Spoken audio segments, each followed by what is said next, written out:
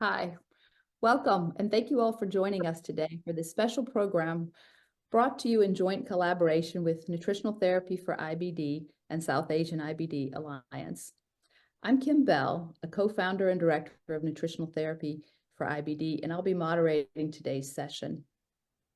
Eating with Crohn's disease and ulcerative colitis is a daily challenge that is often exacerbated when gathering together in social situations, and particularly around the holidays.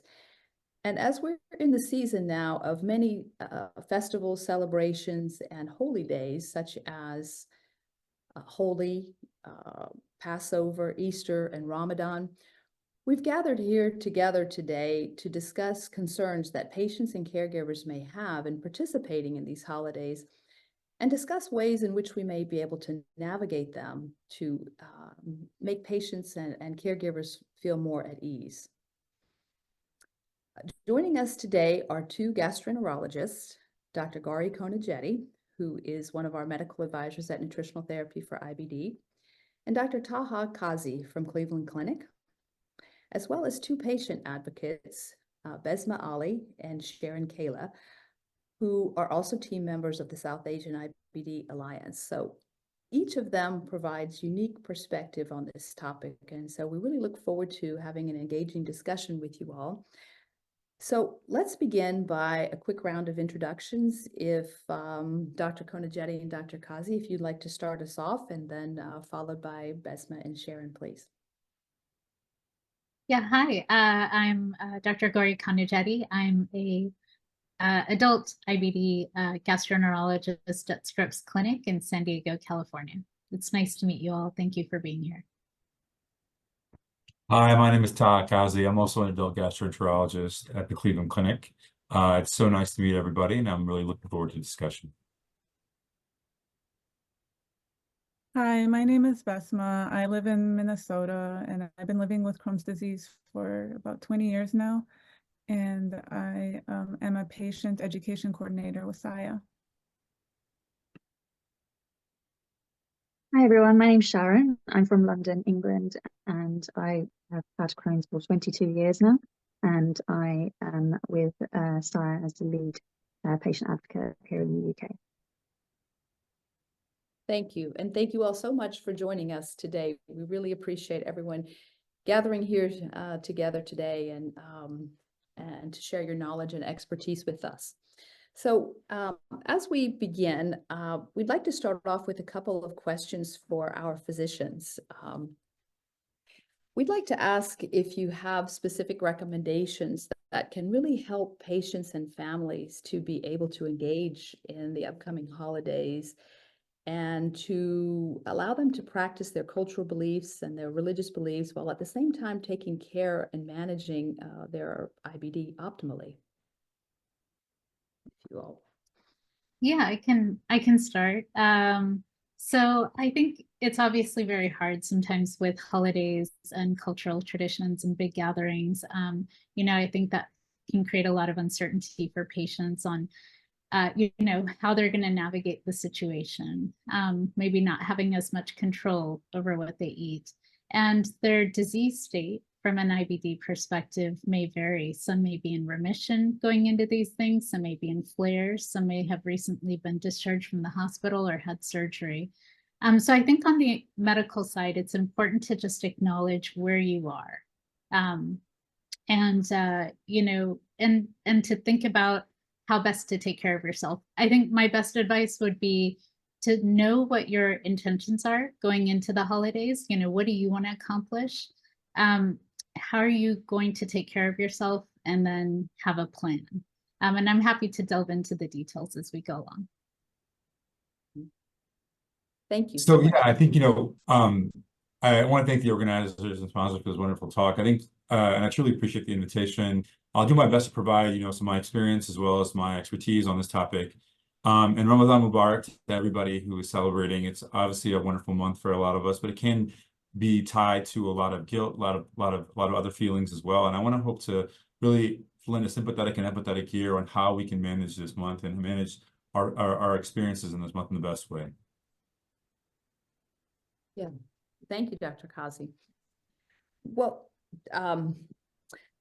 as we delve a little bit further, that really navigating diet can be such a complex issue, that it's a sensitive issue for a lot of patients, and it's often aggravated by, again, the gathering in the social settings, and patients often really worry about, how can they join these and how can they feel more at ease. So is there something in particular, Dr. Konijeti, that you might like to add about to help patients to manage their diet at as part of these celebrations? Yeah, absolutely. So I think, obviously having a handle on what's working for you diet-wise right now, and maybe what hasn't worked for you in terms of specific food triggers. It's also helpful to just look back at maybe prior holidays, or prior get-togethers, and ask yourself, well, what was challenging for me in the past? Was it specific foods? Was it just changing the timings of when I'm eating? Was it comments, from family members or friends about what I'm eating or how I look? So I think challenges can vary. But, from a practical standpoint, I think just going in prepared. So, if you are traveling, at least just on the medical side, again, just make sure you have all of your medications. Have your as needed medications too, in case you do encounter symptoms. So you are ready and prepared. If you know that you're taking certain supplements, or, using protein powders, taking vitamins, make sure you take all of those with you. It just makes life a lot easier. You can get things shipped to your hotel, on Amazon, and that can sometimes help with liquids and things like that. But when it comes to the actual get-together, talking to your host is really helpful. I realize the degree to which people are comfortable talking about their condition can vary.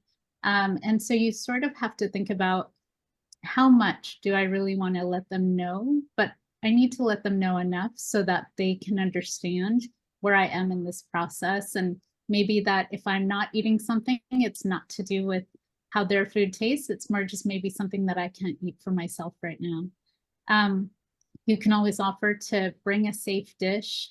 You can try maybe small amounts of their foods that you might not be used to eating.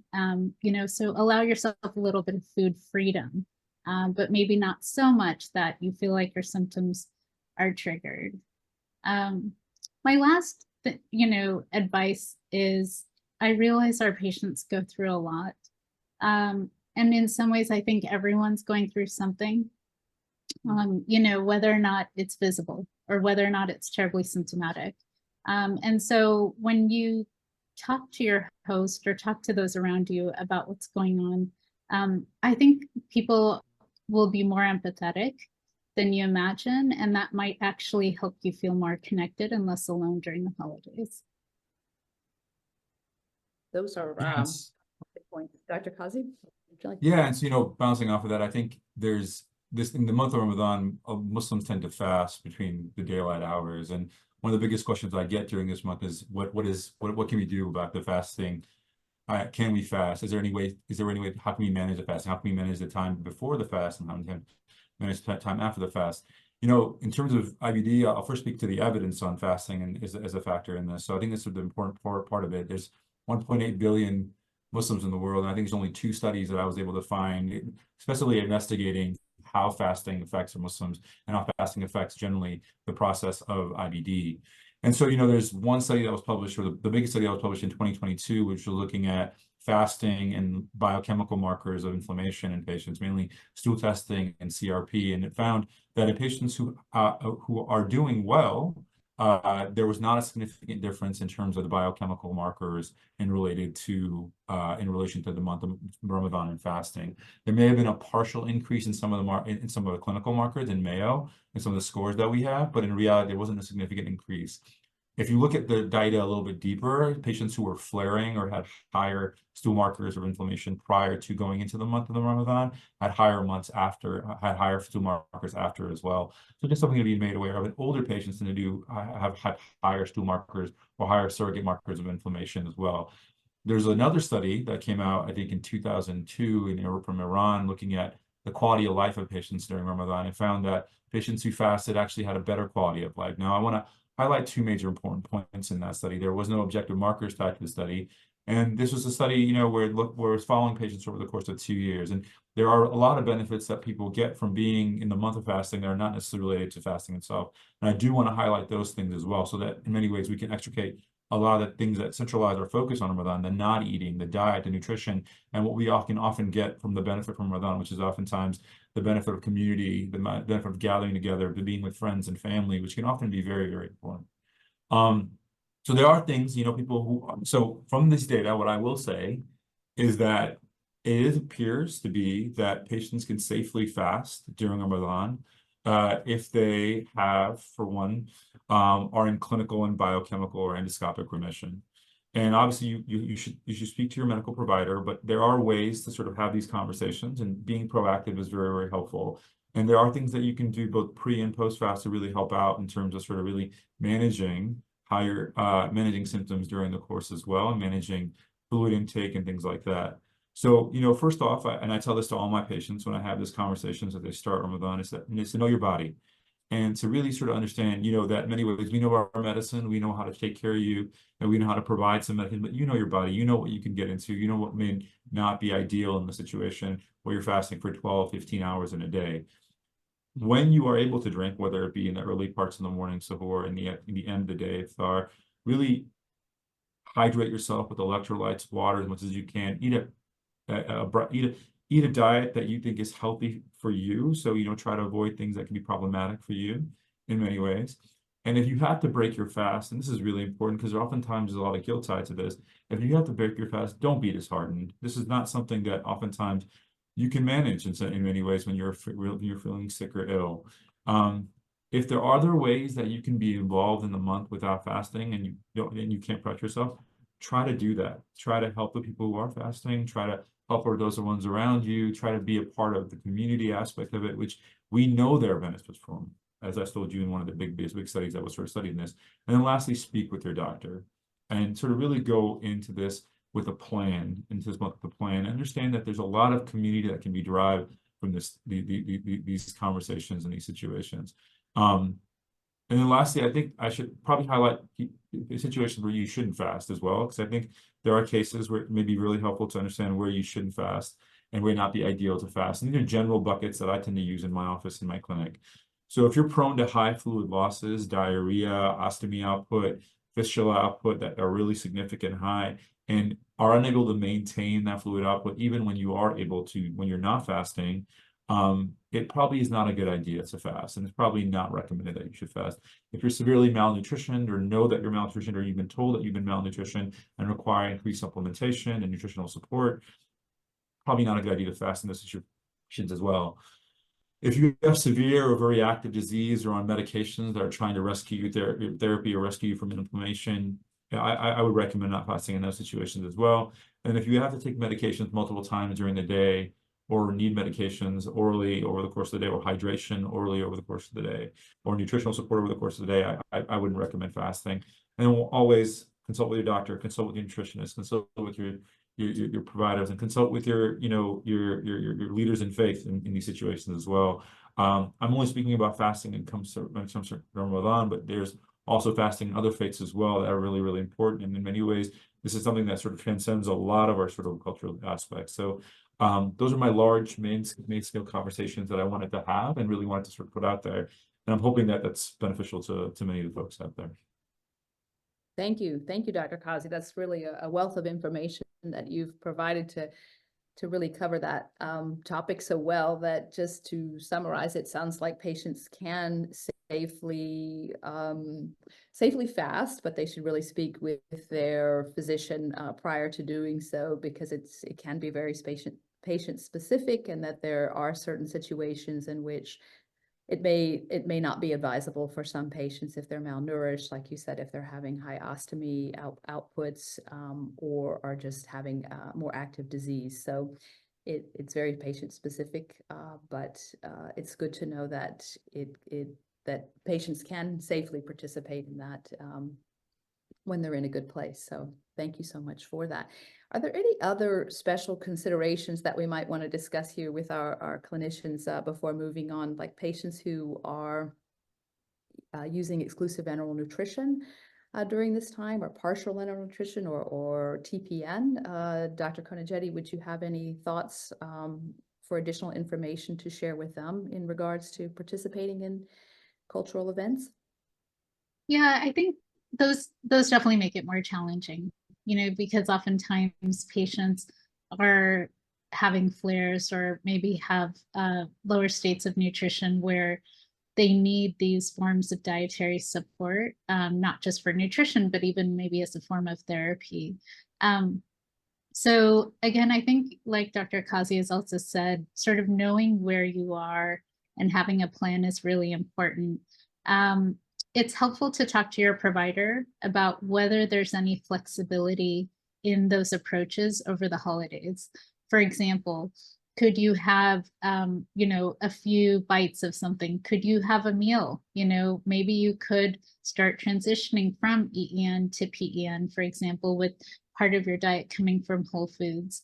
And if you are going to liberalize, right? Maybe that's where you do need to watch your portion size or watch exactly what you're eating so that perhaps it mimics the effects of EEN or is better tolerated, right? Than say like a food trigger, for example. But I think this is also where talking to your host or talking to the people you're going to be around is helpful. If you are going with a relative or family member and you don't constantly want to get asked by people, well, how come you're not eating? How come you're not eating? That comes up all the time. Or, and people unfortunately tend to take that personally, even when it's not personal. So, how do you navigate that? Well, I think if you have someone that you're going with who can also help advocate for you, it might take some of the pressure off.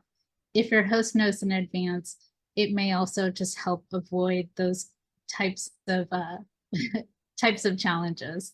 And then, I guess the other thing that's sometimes helpful is then how do you spend your time, especially when so much of our tradition is centered around eating? Well, maybe you could engage in non-food-based activities. Maybe you help set up for an event. Maybe you play games with the kids. Maybe you suggest going out to look at Christmas lights.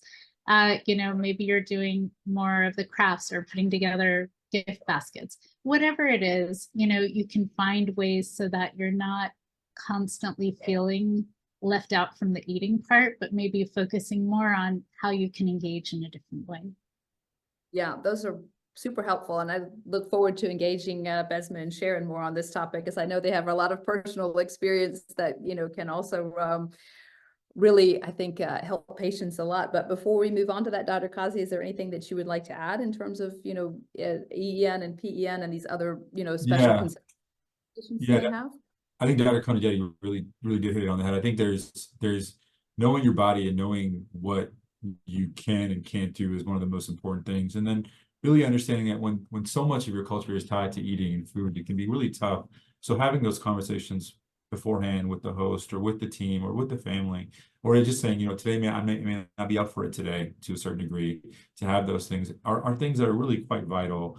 I think being a part of that community is oftentimes more important than actually, or than actually trying to eat as many food or eat the fried foods at the night and at the end of the night, or eat the things that can be problematic. And so there's ways that you can be a part of community. And I try to enjoin my patients to sort of really seek what they can do to really help others and help be a part of that community without sort of really tying themselves to the diet that may sort of be entailed in that situation. That really, I think, is where I see most of the benefit in patients who are in EEN, EEN or PPN, where I ask them to be a part of, for example, aspects of the community that are not necessarily tied to the weight, whether it be setting up the event, whether it be organizing, whether it be taking care of other things.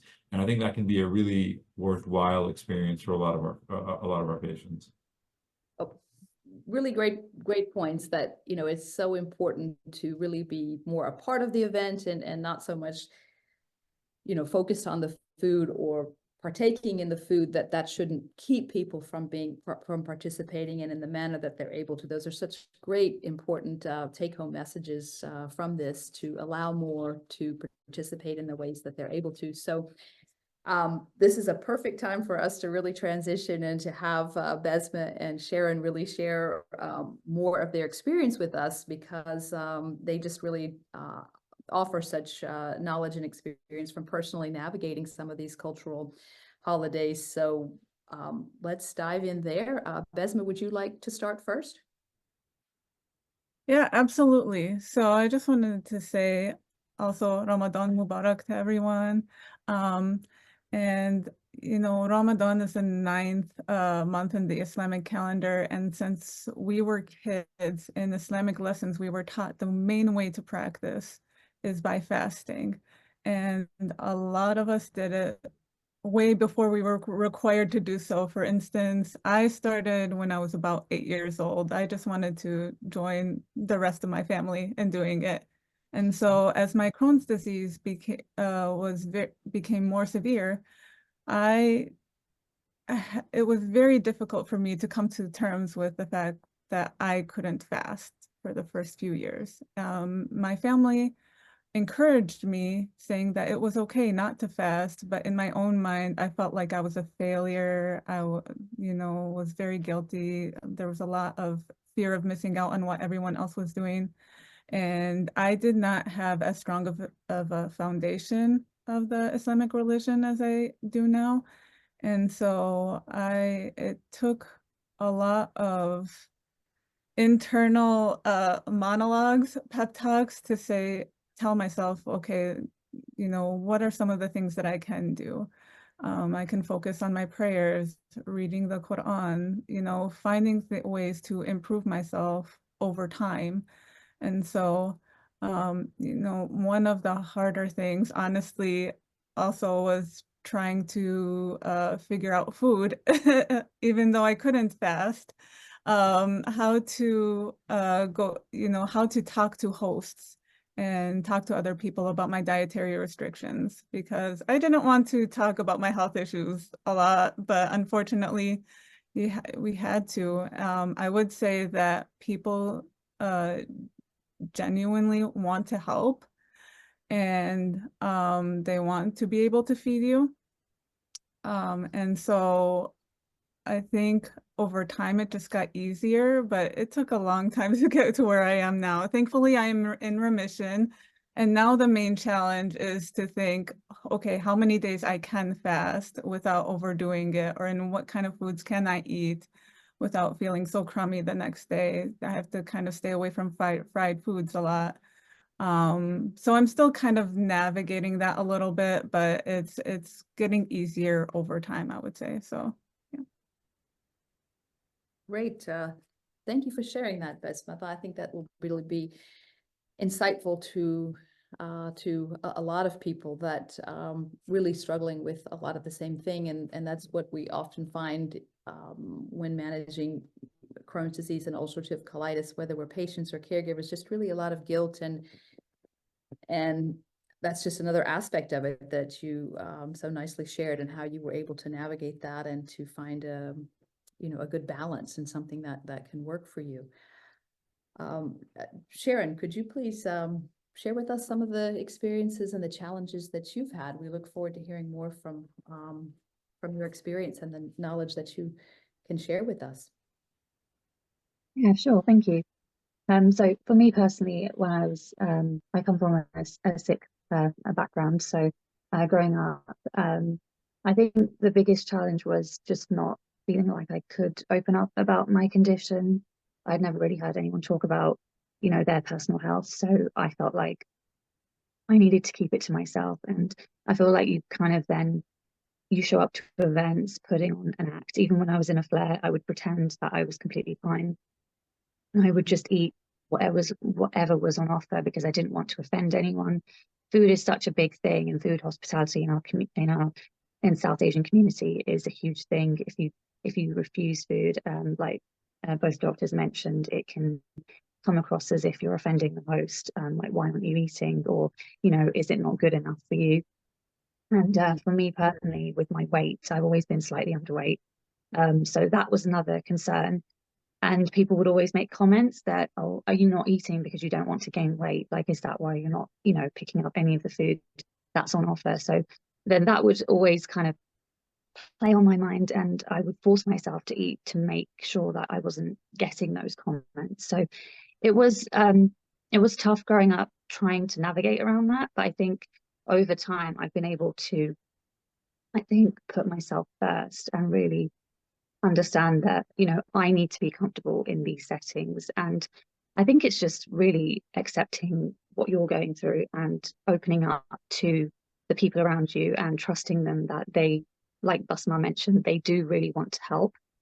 For the most part, I don't think anyone has any ill intentions. I think it is just a lack of knowledge. And I think over time, it is kind of opening up. It's becoming more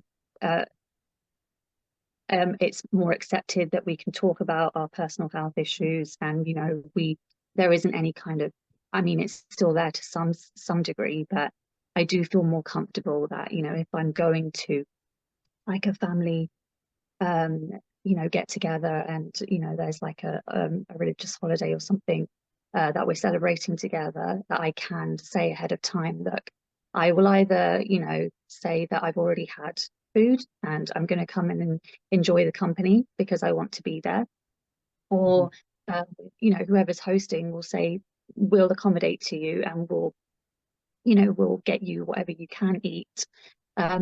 Or if I don't particularly feel comfortable, if it's say like a distant relative that I'm not completely comfortable opening up to, then I just kind of pick and choose. I'll look around, see if there is something that is on offer that I can eat, so that it still looks like I'm getting involved and not just completely avoiding foods.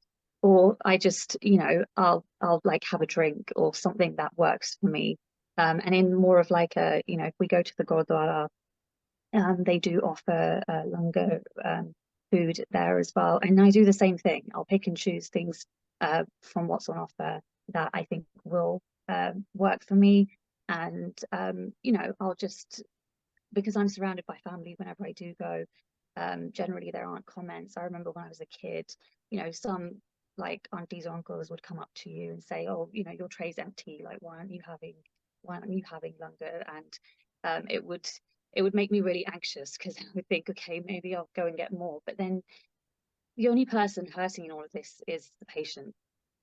So I think the best thing to do is look out for yourself. And I'm very lucky that my mum's always been very supportive. So, she's always quick to back me up in any situation, or she'll say, oh, she's not eating because she's already had food and she didn't want to have that much, or she'll come up with something so that I know that she's always got my back. But I think the main thing for me is, over the 22 years of now having Crohn's, is learning that it's the most important thing is putting yourself first and making sure you're comfortable. And I think rather than isolating myself from these festivals, I've learned that I can adapt, and the main thing is enjoying the company. And rather than isolating myself because I'm worried about not being able to enjoy the food there, I appreciate that I can just attend and enjoy the company. So well said, Sharan. Thank you for sharing that. Basmah and Sharan, you've both really shared some personal experience that can really help all of us here in having a better understanding, and it can really help a lot of patients to feel comfortable to open up and to share, because it can be really hard to share the circumstances of why. But I think in the long run, like you said, it will allow to participate in the way that you're able to, and to feel welcome in that environment, and be able to participate in it rather than being isolated and not participating at all. And I would like to offer here really to caregivers also, because my son has Crohn's disease, and as a mother, that I felt that, as you described with your mother, I always felt like that was a role, something that I really wanted to protect and shield my son from, knowing that if we were going to be going to a gathering and that he wouldn't be able to eat certain things, but really family was aware, of his circumstance, and to bring something that would really work for him. That always seemed to help us, and he felt the same way. as you described, that he wanted to really be able to enjoy the company, to be able to enjoy the event, and not have the food be the deterrent. So I think that's something that, if caregivers are really listening and joining us today, that's really something that you can do, because we're all adults in this situation, but you know, there are other mothers or spouses and what have you, that just being able to advocate for your loved one and being able to help them share the load of the awareness of what they're going through, so they don't constantly have to speak up for themselves, and to look out for them, I think is helpful. Before we move on to some of our other sections of this discussion, is there anything else that anyone would like to add while we're kind of on this theme of navigating these sessions, these holidays, I mean? Yeah, I'd like to just follow up on what Sharan and Basmah said, and thank you both for sharing your experiences and being vulnerable today, because I think there are a lot of patients and loved ones out there who can relate to you. And I think just to speak to what they're saying, it is hard to advocate for yourself. It is hard to know what to do in those types of situations. One of the things I've talked to my patients about is anticipating those and then thinking about how are you going to respond. So rather than sort of struggling in that moment or being triggered emotionally per se, you're already armed with, you know, what is my response going to be when I'm faced with those? You know, and I mean, you know, I think we all get comments from aunties and uncles, whether or not we want it. And so, you know, I think whether you have IBD or not, right? I think it's always just helpful to think about how you're going to respond. But what we want to avoid is that disconnection, right? The holidays are all about connection, spending time with family, you know, checking in, what's been going on in your life, you know, how's school, how's work. And so just thinking about how you can respond so that you can stay connected is hugely important. And I'm glad you found your ways, Sharan and Basmah, over the past 20 years, but I'm sure it's been hard along the way. And so I think what you're sharing with other patients and caregivers is really valuable. So thank you. God bless you, Sharan. Thank you so much for sharing your experiences. I think it's, you know, there's a lot of commonality, I think, in many ways, that in what you're speaking about, and the idea that there's these sort of occasionally this guilt, this sort of inherent sort of misunderstanding between folks. Sometimes that can happen, and sometimes having these conversations can be helpful, but sometimes having a bodyguard from these aunties and uncles can be helpful as well. And so you know, there's an important need from us as providers and clinicians to involve caregivers and caregiver supports in these situations as well, to really sort of eke out that understanding that, you know, you can be sometimes the advocate when our patients are not feeling up to it, because in many ways, in these situations when you don't want to be made to be felt vulnerable, you need that protector sometimes, and that can be a friend, that can be a loved one, that can be a spouse, that can be a cousin, that can be mom, that can be dad, that can be a lot of people. And I think having those conversations early on before some of these sessions, or these sessions, these events can be often very, really profound. And we as clinicians should really try to move to sort of involve these caregiver supporters in our patients' conversations. Thank you, Dr. Qazi. That's a really great point, that you all as clinicians can really, you know, help to engage caregivers in that way. That could really be very supportive of patients. We do have a couple more questions that patients really would like to know about, that maybe as clinicians you could help to guide. Is that patients who have active IBD, they often, you know, are experiencing symptoms, you know, during this time, like nausea, bloating, early satiety, and even urgency, while, you know, at this time during the holidays. And so would you have any specific recommendations to help them navigate this? You know, I think so those are some really common complaints that a lot of our patients have in these situations. I think in many ways, I think that the biggest thing that I can offer, obviously, is, at least when it comes to some of the sort of festivities where you sort of really know know some of the triggers that that can cause those symptoms are one of the most common things that are really helpful. Dr. Konijeti mentioned, you may know some of these triggers that have happened in the past, in prior events, prior situations. It may be worthwhile sort of really trying to avoid those. Or if you are going to indulge, understanding that you may have to pay for it in the next day or so, or potentially have to really limit that sort of process. So really be aware of the things that are going on for you. I think when it comes to nausea, bloating, gas, there's obviously medications we can provide to help some of those situations. But if your disease is really predominating, if your disease is flaring and really causing you to have a lot of those symptoms, we really need to know as clinicians so we can sort of understand what and get behind us, or what may be the real source of what's going on. Is it just the food that we're eating at the middle of the night, or is it the food that we're eating at these events or these parties or these melas and these iftars? Or is there something else that we're sort of hiding here that we need to really look into? And so it's really important to talk to your caregiver about, to your provider about these things.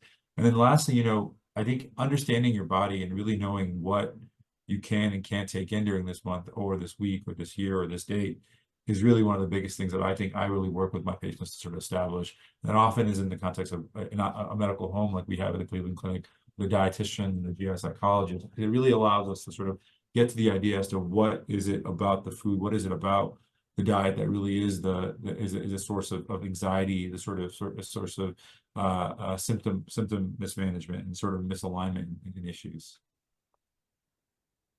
Great, thank you. Yeah. Dr.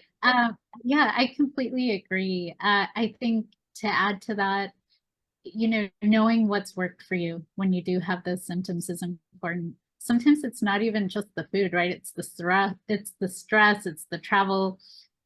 Any number of these things can trigger these symptoms. But what's helped you in the past? For example, if something like Zofran as needed helps with nausea acutely, then have some on you. With patients who have urgency, a lot of times this isn't the first time they've had urgency. So what's helped? If you use mesalamine suppositories or budesonide foam, for example, or different rectal therapies, maybe that's what you need to take with you so that you have it on hand should you run into issues. But I think, like Dr. Qazi said, also really talking to your clinician, because you need to know what's driving that. Do you have a stricture? Are you in a flare? So on and so forth. The last thing I would say is, especially if you're traveling or going outside of the city you live in or get care in, just know what your game plan is going to be. If your symptoms really do get more significant, where can you go locally to get help? Where is there an urgent care or an emergency room? Because some patients may be more tenuous. And the worst thing that could happen is, you're just trying to navigate it yourself. But if your symptoms get really, really significant, you don't want to develop complications or issues. So just know where you can go, wherever you go. That's great points, to be prepared and to plan ahead, and very, very helpful from both of you. Additionally, a question that really commonly comes up, because around holidays, there's just always a lot more sweets, right? That it seems to be part of the festivities, but a lot of patients will say it's the sweet foods or the fried foods that may cause problems for them, and that, patients even sometimes have concern ahead of time, and some are even asking as part of this program, will the sweet foods and the fried foods, will that be okay for me? So I don't know if you would like to start, Dr. Konijeti, and Dr. Qazi to comment as well, please. Yeah, I think, a lot of it is knowing yourself, making sure you take care of yourself, but then understanding where can you be flexible. And yeah, I'm not going to lie, like those sweets and foods that they serve at holidays are so good, and they can be tempting or hard to resist. But for yourself, can I maybe have a little bit and still be okay? So maybe I'm not going to have 3 laddus, maybe I'll just have half of one and be fine, for example. So I guess knowing where you can be flexible, but knowing what your thresholds are can be really helpful too. The other is, and we talked about this earlier, bringing your own dish, bringing a sweet to share. So for example, if you're on a specific diet, say SCD, AIP, Crohn's disease exclusion, whatever it is, how can you maybe prepare a sweet that you can share with everyone, but that would also be compliant with the diet you're on?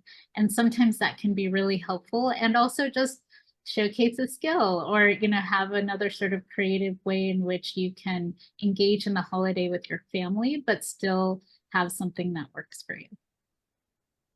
Great, thank you. Yeah, I think just to echo that comment, I think one of the common things that tends to happen, especially in the month of Ramadan for a lot of my patients, is when they're in remission, they're doing really well, that they tend to overeat. They tend to indulge at the end of the day or in the morning, and tend to result in and even in Holy, actually, they tend to overeat and to overindulge, and in many ways they end up gaining a couple extra pounds and a couple extra pounds and a couple of things, which can be problematic in its own way. But in many ways, I think the issue that can be a concern for a lot of our patients is, can these fried foods and can these sweets cause a flare and cause other problems that we can say, and that's a real concern. We know that some food avoidance is a big issue in our communities and in the IBD community. And so I think in many ways, what I tend to sort of really counsel in these situations is what Dr. Konijeti mentioned is, bring your own dish. Sometimes you can actually make the dishes that you bring are often better for people than some of the things that are actually being served occasionally. In many situations, the food that you can't, if you're forced into eating food or socially forced to eating food, understand that there's ways to sort of temper the amount of food that you're eating. 1 or 2 laddus can be it. 1 or 2 baklavas can be it. Trying to limit the amount of food that you can eat, because that can be an issue. And many of my patients who have, I counsel on what they've done. They've been able to counsel their family members on what can also be healthy eating in some situations. And I think that's really a big factor about ways that you can understand that diet does play a role in our disease in many ways, and in some degree that can also expand to some of how diet can play a role in helping other people with other conditions like heart disease and diabetes, et cetera, which are also a big factor in the South Asian community.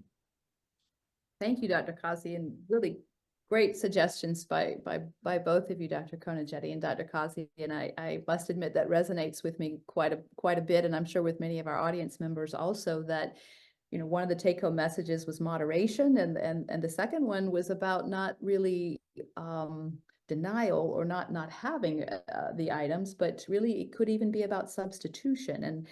And I must admit that is what has worked for us in our family, is really substitution, that you still have a sweet, but it might be made with dates or honey or those type of ingredients that might work well for you in that circumstance. So you still partake in that, and you still have something sweet, and it's very gratifying, I must say, when like you mentioned, Dr. Qazi, when others who don't have to be on a special diet, sometimes they actually prefer the dish or the item that may have been brought or been made for someone, in particular for Crohn's disease or ulcerative colitis, because that doesn't mean that that they aren't also very tasteful and very good and enjoyable also. Well, one other question that really comes up that we would like to have our clinicians answer is that patients with short bowel syndrome or ostomy, that they often have to worry about increasing output at social situations and how to navigate that. And would you have recommendations that you could offer for these patients, please? I think I mentioned earlier in the first part of, at least with fasting, I tend to worry a lot of my patients who have significant or really large amounts of volume output when they're having an ostomy. And in these situations, I often will tell patients it may not be the best situation for you to fast through the entire month or fast on this day. But then I also have conversations about patients and what they can do to manage some of their sort of output to sort of go through this. I think Dr. Konijeti did mention the idea of using something like Zofran, which is used in both nausea, but also been known to decrease ostomy output in many of our patients as well. I also occasionally will use other medications like antidiarrheals to manage output. When I know a patient who doesn't necessarily need to be on antidiarrheals or anti-emetic agents is going to a big event or something of that sort, because I presume that, sometimes overindulgence can take the better of us in these situations. And so in many ways, this is a way of just sort of being understanding, and that there are things that we can do. In a patient truly with short gut syndrome, or somebody who has significant or large volume ostomy output, you do want to work with your medical professional, come up with strategies around these events. But you also want to make sure you understand that there's situations where you may not be able to to manage these things, and you may not be able to fast, or you may not be able to intake or partake in some of the things that other people are doing. And these situations are where I think it's really important to understand that you can extricate the food or the diet aspect of this of the event with meeting people, with understanding of things that you can do. And I think that's where I really try to push my patients to really go through those conversations again that we sort of discussed earlier in this talk. But those are the things that I tend to use most often, and I'm really eager to hear what Dr. Konijeti does in these situations as well. Yeah, I would agree. I think coming armed with electrolyte-based fluids, or something in your backpack or something in your purse can be really helpful. Getting tanked up per se, before the event can be really useful too. So you're not going into it dehydrated or symptomatic. And if you do get dehydrated or symptomatic, have your exit strategy. It's okay to excuse yourself and, go get what you need or take some rest. Think about how you've done that in the past too, so that maybe the next day you kind of know to take it easier, for example. The other thing I also emphasize is just making sure you have extra ostomy supplies. That can be very, very helpful, especially if you're out and about and you don't usually have all the things you do at home. Just carry extra supplies with you. It's a huge blessing.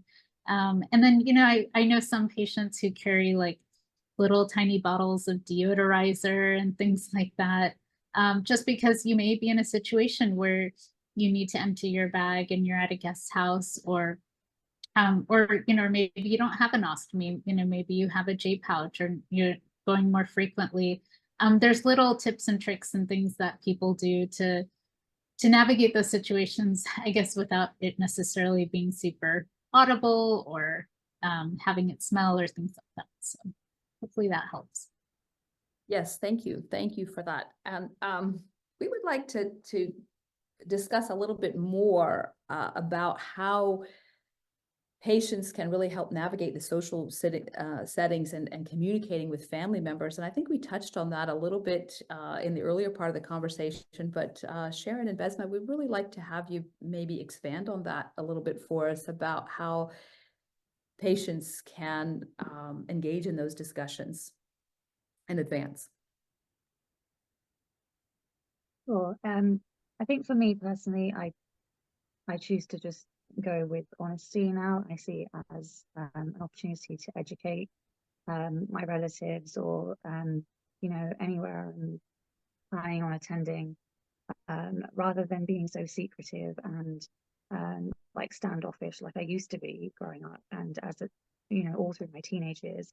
I just feel like it's so much easier for me to be honest. Like I'm on a restricted diet. If I am, I can't eat these certain foods, but don't let it take away from the event.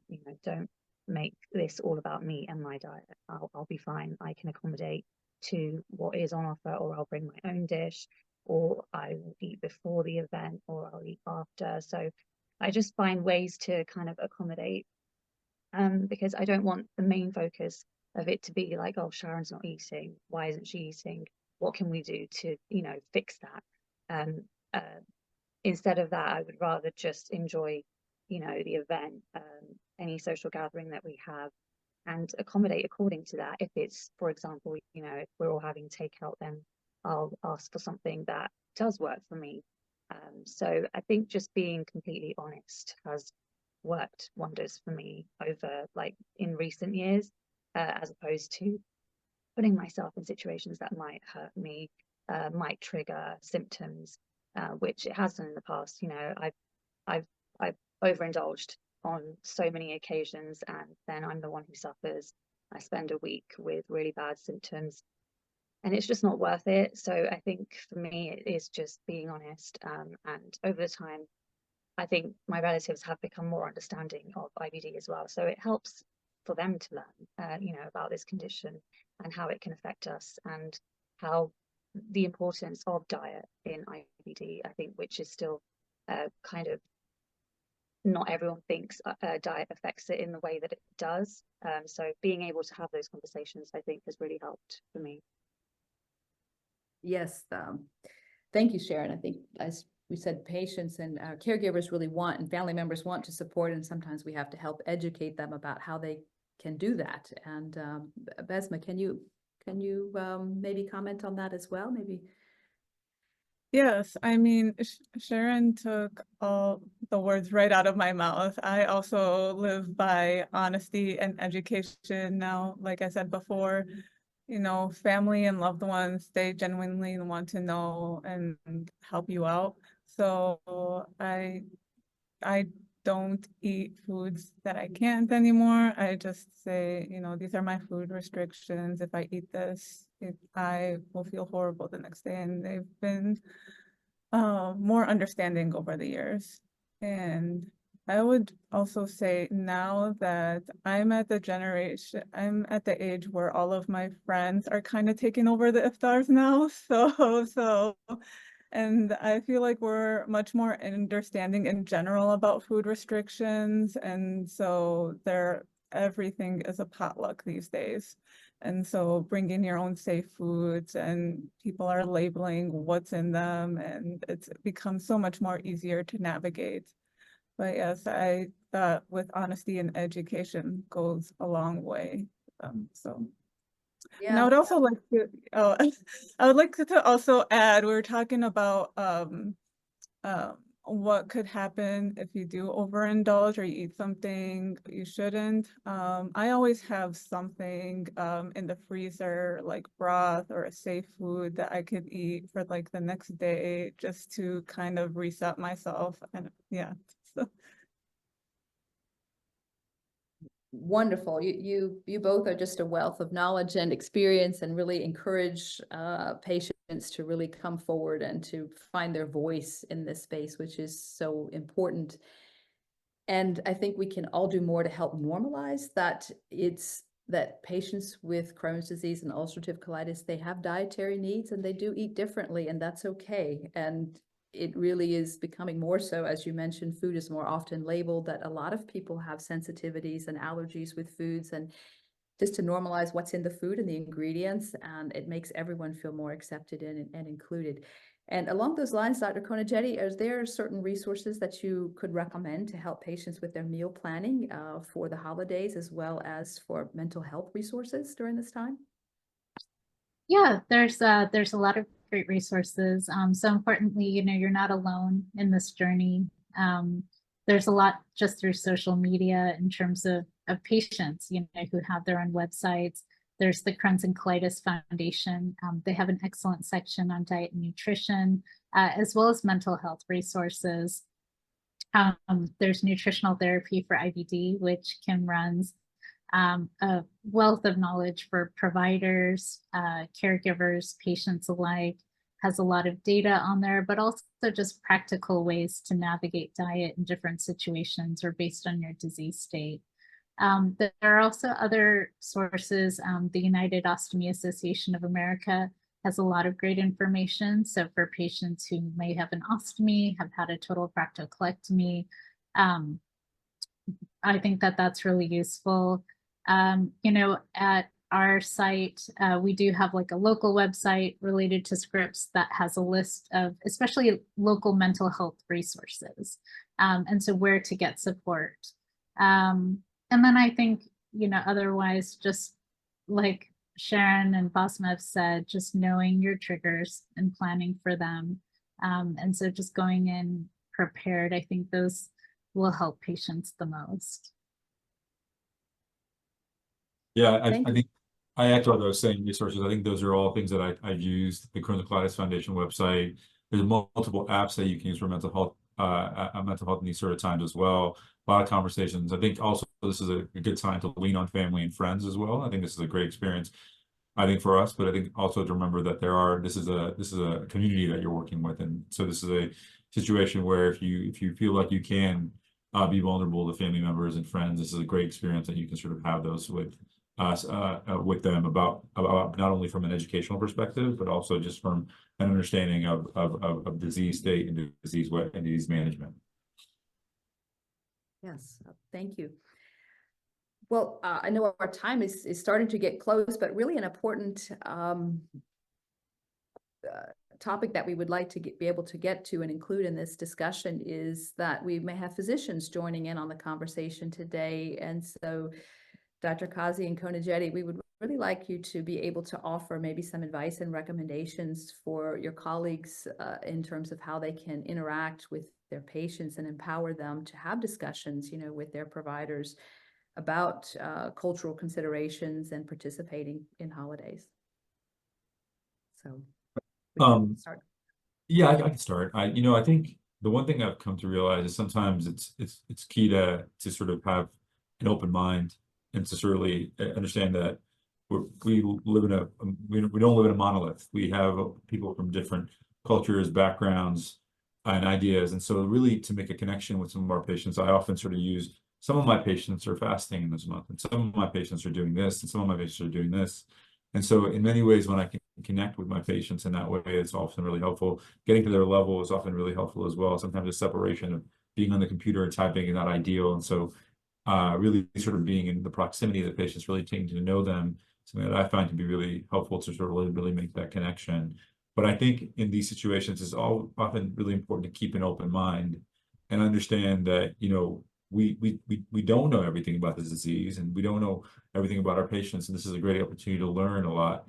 Sometimes it just takes a question like, how are you sleeping at night? And how are you experiencing the next month? What are you doing that are not necessarily based on the sort of check boxes that you need to make sure you get for your symptom scores and whatnot, but more about the patient themselves and the person themselves that you can really engage in. And that can really provide a lot more meaning to the day, as well as the clinic event as well. So. Yeah, I would absolutely echo what he just said. You know, I think understanding your patients and, you know, how do they sort of integrate their culture with their diet, with their lifestyle? You know, tell me more. What does that look like for you? How can I best support you? You know, what questions do you have? What does it look like when you celebrate Holi, or when you're with your family during Ramadan, or you know, these different scenarios? I think because what I found is it looks different for everybody. And it may look different from year to year, depending on how they engage. I think we also see a generational effect. You know, we've certainly seen the impact of what it's been like, you know, with our parents' generation, you know, if they're immigrants, if they're still living in their home country, but subsequent generations may be a lot more open to discussing these things. And may also have different food preferences as well. So they may not necessarily stick with what we consider traditional cultural fare. So again, I think just taking the time to ask patients is probably the most important first step. And then helping them navigate that depending on their disease state, where they are, you know, and what they're expecting to happen in terms of travel or these different celebrations. The other is just really partnering, you know, with a good GI dietitian, a GI psychologist. You know, they are invaluable providers, you know, in our practice, and certainly we aren't practicing alone here. And so I think having a team of people you can work with during the process is great. Great, thank you both. That's very, very helpful. Well, we are right at about the hour, but there has been a couple of questions that have come in. So if we could maybe take the time to just field a couple of questions, that would be great. One of the questions that has come in is that, you know, should all patients avoid gluten, or should all patients avoid fiber? Is that something that you could answer, Dr. Konijeti? So it's not as black and white as that. I think, as we all know, I'll talk about the fiber piece first. So in general, we do know that fiber is very good for the gut. But what probably matters more than fiber, no fiber, is soluble versus insoluble fiber, right? And so a good way to think about that is, and our dietitian says it best, anything you can cut with a fork is going to be soluble. So think about your oatmeals, your mashed potatoes, or well-cooked vegetables, your soups, things like that, as opposed to, say, a bowl of raw celery. So that's kind of the analogy I give in my practice. fiber overall is good, but if you are having symptoms, if you're in a flare, if you have a stricture, depending on how symptomatic that stricture is, it would be better than to focus on soluble fibers, just because those tend to be a little bit easier in the gut and less likely to cause symptoms. We also know from all these different studies of diet that a lot of these diets, whether SCD, CDED, AIP, Mediterranean, for example, include fruits and vegetables. And so you can actually tolerate fiber as a way to help reduce symptoms and inflammation. So they're not necessarily bad. I think a lot of it is just about texture and how you're integrating those. And then when it comes to gluten, I realize there is a wide variety of opinions and belief on this, but I think it's very individual. So, I think you have to figure out whether or not that's something that makes a meaningful impact for you in terms of exclusion, or maybe you just lower the amount. What's probably more important than gluten or no gluten is the quality of the carbohydrates. So I would say focus more on nutrient-dense carbohydrates and move away from the ultra-processed foods, right? Both contain gluten, but the ultra-processed foods come with so many more issues in terms of pro-inflammatory potential compared to sort of nutrient-dense, less processed carbohydrates. So that would be my best advice. Certainly if you have celiac disease or a condition where you need to avoid gluten, then avoid gluten altogether. But it's not as black and white as you need to be on it or not be on it. Thank you very much. That was really helpful and a lot of detail, and that should really help patients quite a bit. Is there anything that you would like to add, Dr. Qazi? No, I think Dr. Konijeti really hit it on the head. I think it really isn't as black and white as no or yes. I think it really is a conversation. I think in many ways, at least with gluten insensitivity and gluten issues, it can be really trying to understand what is it about the particular food or particular food that's really causing the issue. If you do have, for example, a condition like celiac disease, and yes, it is within your best interest to avoid gluten. But in many situations, it's a conversation regarding what is it about gluten itself that interferes with. And similarly with fiber, what is it about the fiber itself that's really causing the issues? Is it the bloating? Is it the gas? Is it the fact that you get blocked up because you have a stricture? And so those are the conversations that really need to happen. It really isn't a yes or no question. Certainly. Well, one I definitely want to get in is one that is directed at you, Sharan, from the audience, is if you might have a particular way that you describe using exclusive animal nutrition to your family members or loved ones that could help make others have a good explanation for it. Yeah, sure. I think, again, just being honest has helped me. Like when I've been on enteral nutrition, as a kid, I had an NG tube for around 12 weeks. I found it harder to actually explain it then, but I didn't really have the opportunity to kind of open up about the conversation because it was obvious I had an NG tube. So it was like the questions would come flooding in before I even had a chance to navigate around the conversation.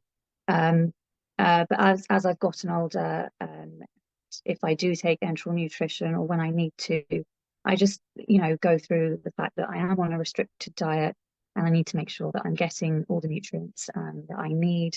And this is helping me do that. And I think in a way, it explains the not being able to join in, with all and eat the food that's on offer. So by way of explanation, I would just say, being honest, that this is helping me with my restricted diet right now. And it's allowing me to get all the nutrients without affecting me or, without losing too much weight. If I'm not too comfortable going into detail, then I'll just say that, I'm just giving my bowel a bit of a rest. And I'm taking enteral nutrition just to give the gut a rest. And then I don't really go into any more detail than that. I think I think it's up to the patient that you can share as much as you want. You don't have to feel like you need to overshare. So as much as you're comfortable to say, it could just be as little as I'm on enteral nutrition or I'm just drinking shakes for now. And that's all it needs to be. As much as you're comfortable sharing is, I think, what it should be. A lot of people take protein shakes for, exercise and stuff. So you could even say, if you're not comfortable going into detail, that it's just a protein shake, and it's just a part of my daily diet. So you can navigate the conversation however you feel comfortable, I think. And there are ways to make it so that you're comfortable in sharing the information that you do. Okay, thank you, Sharan. Is there anything that anyone would like to add to what Sharan has shared, or any other comments anyone would like to share or make before we wrap up? No? Okay. Well, you all have just provided a wealth of information here. It has been such a pleasure to moderate this session. So thank you to all of our panelists for joining us today. Thank you for the audience for listening in, and thank you to our team members, both at South Asian IBD Alliance and Nutritional Therapy for IBD, for helping to put the program together. So we thank you all, and we ask you to stay in touch with us. We look forward to having more programming and more discussions like this, that we hope having these open and honest discussions can really break the stigma around, having IBD, and help patients and caregivers to really find their voice and to have their needs understood and have them met. So thank you all. Thank you. Yeah.